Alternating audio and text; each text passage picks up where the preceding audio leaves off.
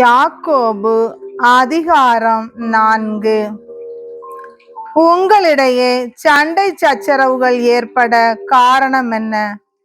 உங்களுக்குள்ளே போராடி கொண்டிருக்கும் சிற்றின்ப நாட்டங்கள் அல்லவா? நீங்கள் ஆசைப்படுவது கிடைக்காததால் கொலை செய்கிறீர்கள், பேராசை கொள்கிறீர்கள். அதை பெற முடியாததால் சண்டை சச்சரவு உண்டாக்குகிறீர்கள். அதை நீங்கள் ஏன் பெற முடிவதில்லை? நீங்கள் கடவுளிடம் கேட்பதில்லை. நீங்கள் கேட்டாலும் ஏன் அடைவதில்லை? ஏனெனில் நீங்கள் தீய எண்ணத்தோடு கேட்கிறீர்கள், சிற்றின்ப நாட்டங்களை நிறைவேற்றவே கேட்கிறீர்கள். விபசாரர் போல செயல்படுவோரே, உலகத்தோடு நட்பு கொள்வது கடவுளை பகைப்பது என்பது உங்களுக்கு தெரியாதா? உலகுக்கு நண்பராக விரும்பும் எவரும் கடவுளை பகைப்பவர் ஆவார்.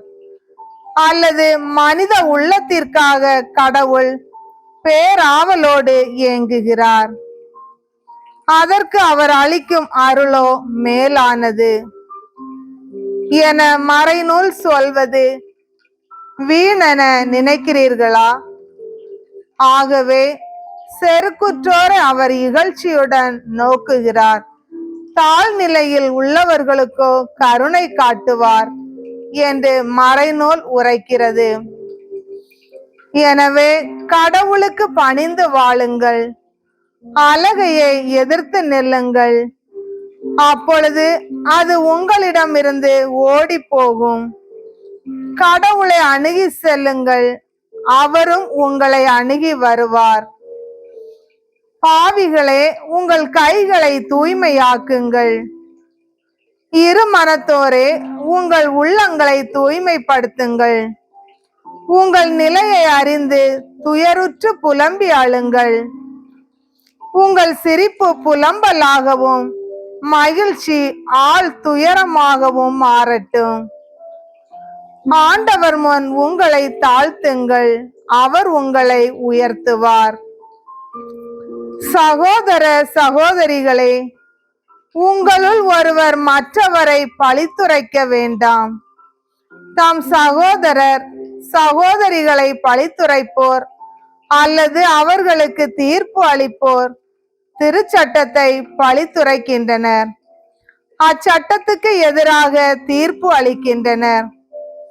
சட்டத்துக்கு எதிராக நீங்கள் தீர்ப்பு அளிக்கும் போது நீங்கள் அதை கடைபிடிப்பவராக அல்ல, மாறாக அதற்கு எதிராக தீர்ப்பு அளிக்கும் நடுவர்களாக ஆகி வருகிறீர்கள். திருச்சட்டத்தை கொடுத்தவரும் தீர்ப்பு அளிப்பவரும் ஒருவரே. அவரே மீட்கவும் அழிக்கவும் வல்லவர். அவ்வாறு இருக்க உங்களை அடுத்திருப்பவருக்கு தீர்ப்பளிக்க நீங்கள் யார்? இன்றோ நாளையோ குறிப்பிட்ட நகரத்துக்கு போய் அங்கே ஓராண்டு தங்கி வாணிகம் செய்வோம், பணம் ஈட்டுவோம் என சொல்லுகிறவர்களே, சற்று கேளுங்கள். நாளைக்கு உங்கள் வாழ்க்கை எப்படி இருக்கும் என்பது உங்களுக்கு தெரியாதே. நொடி பொழுதில் தோன்றி மறையும் புகை போன்றவர்கள் நீங்கள்.